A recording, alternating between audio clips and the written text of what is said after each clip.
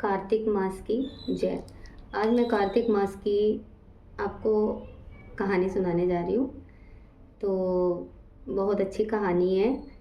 अच्छी लगे तो लाइक शेयर सब्सक्राइब ज़रूर करना। बहुत समय पहले की बात है। एक ब्राह्मण ब्राह्मणी थे जो कि 7 कोस दूर जाके गंगा यमुना में स्नान किया करते थे। कार्तिक महीने में पूरा महीना वो स्नान करते थे। उनके कोई संतान नहीं थी। तो जो ब्राह्मणी होती है वो बोलती है, ब्राह्मण को बोलती है कि काश हमारे भी बेटा होता, बहू होते, तो हम घर जाते ही हमें खाना खुना मिल जाता। तो ऐसा विचार करते हैं। तो कहते हम घर जाते हैं तो हम थक जाते हैं तो खुद खाना बनाना पड़ता है। मन में विचार करते हैं कि काश हमें भी भगवान देता ऐसे। तो वो जैसे जो ब्राह्मण होता है वो सोच में पड़ जाता है। वो ब्राह्मण कहता है कि चलो मैं कुछ ना कुछ करता हूँ। तो ऐसे ही ब्राह्मण जाता है, कहता है मैं बहू खोज के लाता हूँ। जाता है तो वहाँ पे आगे ना 3 लड़कियाँ खेल रही होती हैं। वो मिट्टी लेके ना मिट्टी से घर बनाती है, फिर तोड़ देती हैं, घर बनाती हैं, फिर तोड़ देती हैं, ऐसे ही करती है। तो एक वहाँ पे लड़की खड़ी होती है ना, तो वो बोलती है कि मैं अपना घर नहीं तोड़ूंगी, भी ये मैं अपना घर, ये घर मेरा ही होएगा, इसको मैं अपना ही बना के रखूंगी।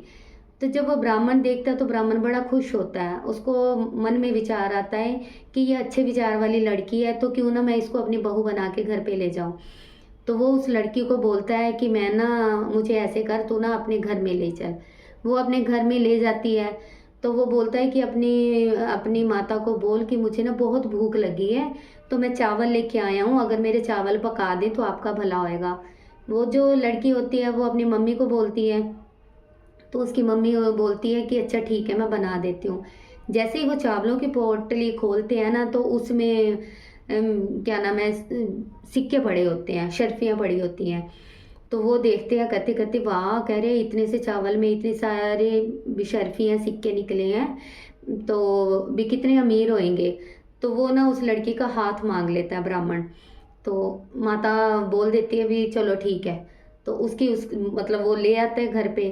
घर पे लाते हैं तो ऐसे ही कई दिन बीत जाते हैं। वो स्नान करने के लिए जाते हैं, यमुना गंगा नहाने के लिए जाते हैं। तो इधर से बहू सारा घर का काम काज करके रखती है, खाना अच्छा बनाती है। एक बार क्या होता है, एक पड़ोसन आ जाती है।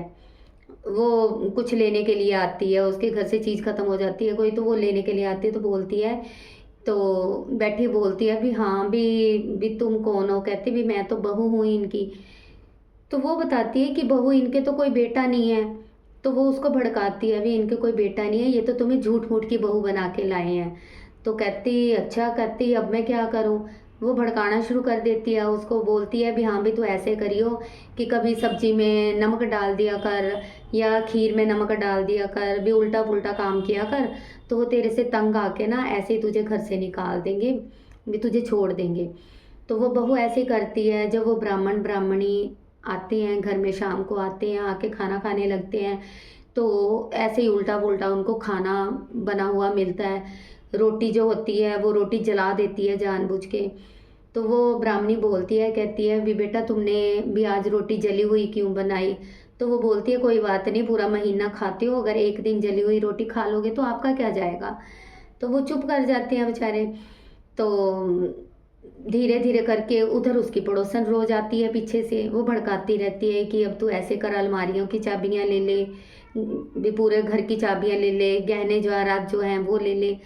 तो पूरे जो उसके पास महल होते हैं, जितने भी घर बार होते हैं, वो उनसे ले लेती है, सारी चाबियां ले लेती है। तो जब वो 7वें वाला घर देखती है, 7वां घर खोलती है उसका दरवाजा, तो क्या देखती है कि अंदर शिव जी भगवान, गणेश जी और सारे मतलब अपने 31 देवी देवताएं सारे वहाँ पे विराजमान हैं। और वहाँ पे एक लड़का भी बैठा होता है। तो लकड़ की चौकी पे एक लड़का बैठा होता है। तो वो पूछती है भी आप कौन हो। तो वो लड़का बताता है कि मैं तुम्हारा पति हूँ। तो कहता वो जो बहू होती है वो बोलती है कि इन्होंने कभी आपका जिक्र मतलब मेरे सामने कभी बोला नहीं है। उन्होंने तो ये बोला भी हाँ भी वो तो बाहर गया है, लड़का हमारा परदेश में गया हुआ है काम करने के लिए। तो वो बोलता है कि आप ना दरवाज़ा बंद कर दो। तो सारी बात मतलब जैसे उनको पता चलता है भी ये कार्तिक मास का फल है कि मेरे माँ बाप जो है वो कार्तिक महीने में स्नान करने जाते हैं, पूजा करते हैं, ये उसका ही फल है। तो वो क्या करते हैं, शाम को उसके माता पिता आते हैं, बड़े परेशान होते हैं भी शायद आज भी हमें खाना ऐसे ही मिलेगा। तो उस दिन वो बहू क्या करती है, बहुत अच्छा स्वादिष्ट खाना बनाती है। तो वो बोलती है, कहती भी आज तो तूने बहुत अच्छा खाना बनाया है, भी कुछ दिन से हम देख रहे हैं भी तुम खाना ऐसे बना रहे हो भी जो हमें पसंद नहीं आता। कभी जली हुई रोटी, कभी सब्जी में नमक ज़्यादा पड़ जाता है, कभी खीर में नमक डाल देते हो। तो वो बहू बोलती है, कहती आओ माता जी, कह रही मैं भी आपसे कोई बात करना चाहती हूँ भी आपने मेरे से बात क्यों छुपाई। कहते कौन सी वाली बात। वो कहती भी आओ। तो वो जब वो घर के वो वाला दरवाज़ा खोलती है तो अंदर क्या होते हैं, वो देखते हैं भी हाँ भी गणेश जी हैं, शिव जी भगवान हैं, 31 देवी देवता हैं, सारे भगवान मतलब वहाँ पे शामिल हैं। और एक लड़का जो है, बहुत सुंदर लड़का, जो लकड़ की चौकी पे विराजमान है। तो वो माता पूछती है, ब्राह्मणी पूछती है कि बेटा तुम कौन हो। वो बोलता है कि माता क्या बात है, आपने मुझे नहीं पहचाना, मैं आपका ही तो बेटा हूँ। तो वो हैरान हो जाती है कि हमारे तो कोई बेटा ही नहीं है। तो बताता है वो कि भी जो है वहाँ पे राय दामोदर जी महाराज भी प्रकट होते हैं। तो वो कहते हैं कि ये आप दोनों ब्राह्मण ब्राह्मणी के जो कार्तिक का पूरा महात्म आपने स्नान करा गंगा यमुना में जाके और सेवा करी है ना, ये उसका ही फल है। तो कहते जैसे इनके साथ हुआ है, कार्तिक महाराज ने इनको भी संतान दिया खुश होके, और जिनके संतान नहीं है वो राय दामोदर जी उन पे भी कृपा करना और उनकी भी झोली भरना। बोलो कार्तिक महात्म की जय।